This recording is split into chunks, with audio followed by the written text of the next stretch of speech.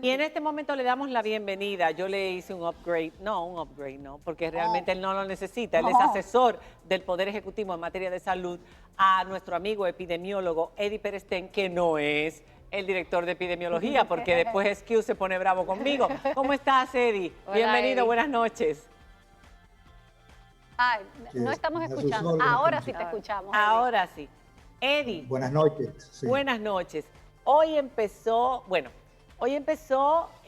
porque nos enteramos en el día de ayer a través de anuncios de diferentes lugares como la Pucamaima, la UNFU, de que hoy se iba a iniciar la vacunación a los mayores de 70 años. En el día de hoy también estuvo funcionando el Club Naco y muchos otros lugares Los que no Prados, San sabíamos. Nos Carlos. fuimos enterando vía WhatsApp porque la gente iba informando, pero no teníamos la información oficial. Había circulado una lista, pero se había dicho que no era una lista oficial, pero ya sí. Dentro de la página de Vacuna TRD tenemos la lista con todos los lugares que a partir de mañana van a estar en funcionamiento en prácticamente todas partes. Y queremos hablar de ello, pero antes de hablar de eso, en el día de hoy hubo mucha confusión y yo necesito que nos digas tú qué piensas sobre esto. Se supone que eran los mayores de 70 años. Sin embargo, y los médicos, el personal médico ya se terminó, docentes. Pero vimos a muchas personas y supimos de muchas personas que iban con los mayores y que fueron vacunados. Cuando se les decía, bueno, pero usted no tiene 70 años, tiene 62, 63, 64, 58, que lo sé. Entonces se les preguntaba, no, pero yo tengo asma, pero yo tengo diabetes, incluso sin ninguna prueba, ninguna evidencia. Y se les colocaba la vacuna. Ustedes saben que eso pasó en el día de hoy, ¿no?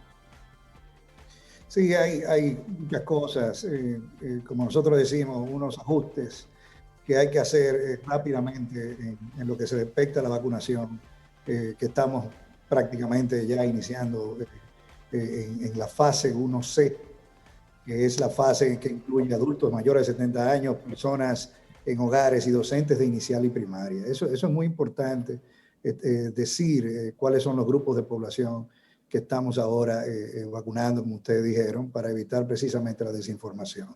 Algunos centros, como la Pucamaima, por ejemplo, que tuvieron un orden que es el esperado, y otros centros más que tuvimos vamos a decirlo así, una buena experiencia. Pero sin embargo, hay algunos otros que no tuvimos lo que nosotros esperábamos. Y realmente, cuando uno habla de estos ajustes, tiene que ser ajustes que se hagan rápidamente.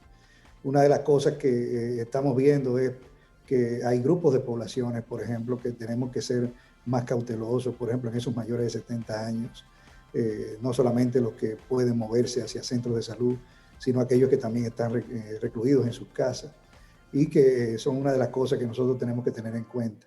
Cuando tú hablas, por ejemplo, de los docentes de inicial y primaria, las cosas van más organizadas porque sabes que tienes un listado de esos docentes por distrito, que Exacto. tú vas a Hay buscar más esos control docentes. ahí. Hay mucho más control, los docentes van a un sitio, un lugar específico, se busca transporte y con ese transporte se llevan, por ejemplo, en el caso de la UNFU, los docentes fueron llevados a la UNFU, se vacunaron y luego fueron devueltos a ese centro y todo muy organizado en cuanto a ese grupo de población.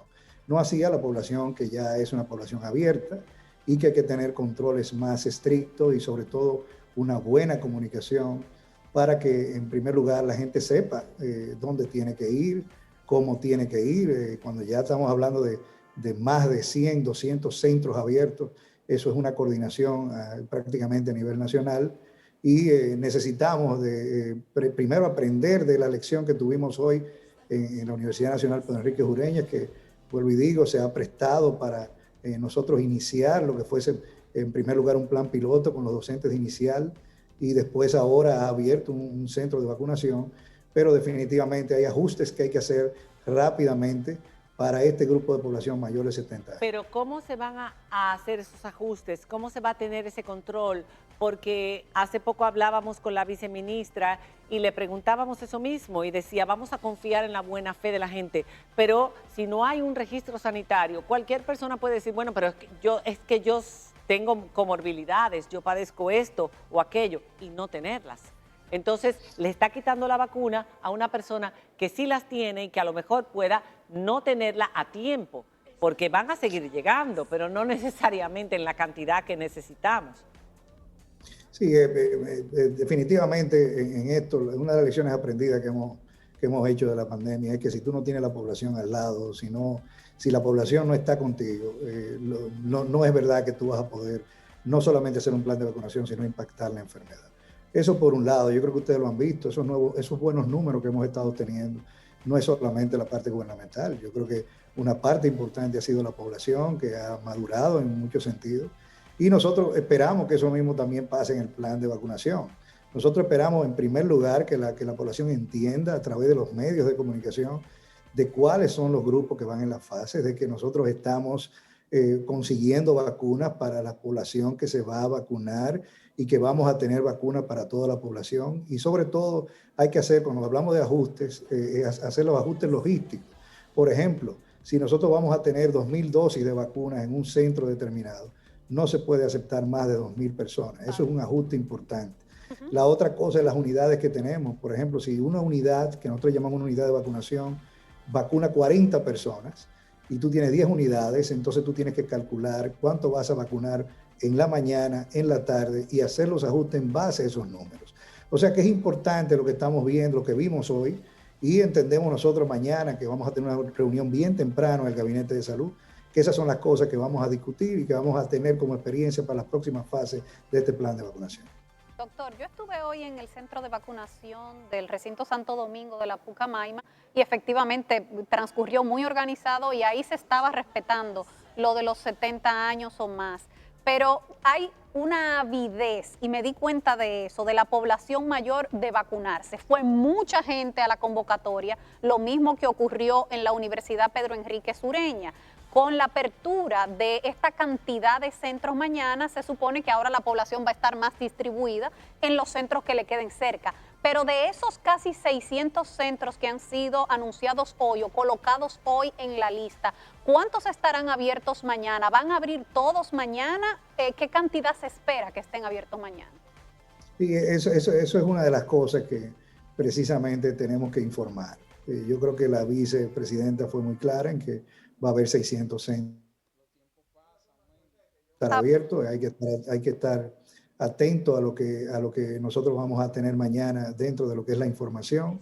Eso se va a informar. Una cosa importante es que nosotros hemos aprendido también que tenemos que tener un vocero constante para este tipo de plan de vacunación, y eso es una de las cosas que también quisiéramos que mañana pasara rápidamente, que tengamos un vocero, que ese vocero pueda decir dónde están los centros de vacunación.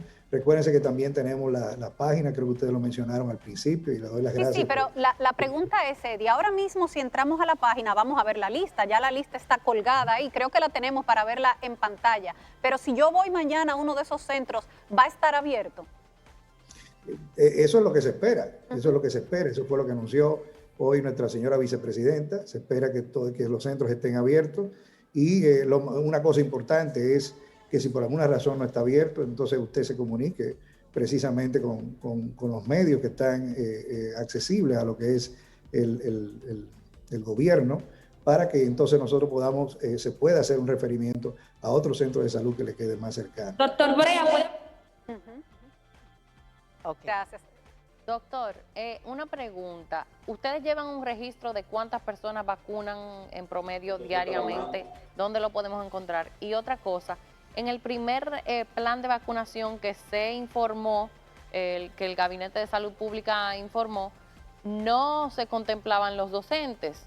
Sin embargo, ahora sí están los docentes y se ha dejado fuera el personal militar, los odontólogos, los bioanalistas, etcétera. Sé de mucha gente que se ha quedado sin vacunar, pero están vacunando a los docentes. ¿Por qué hicieron esto?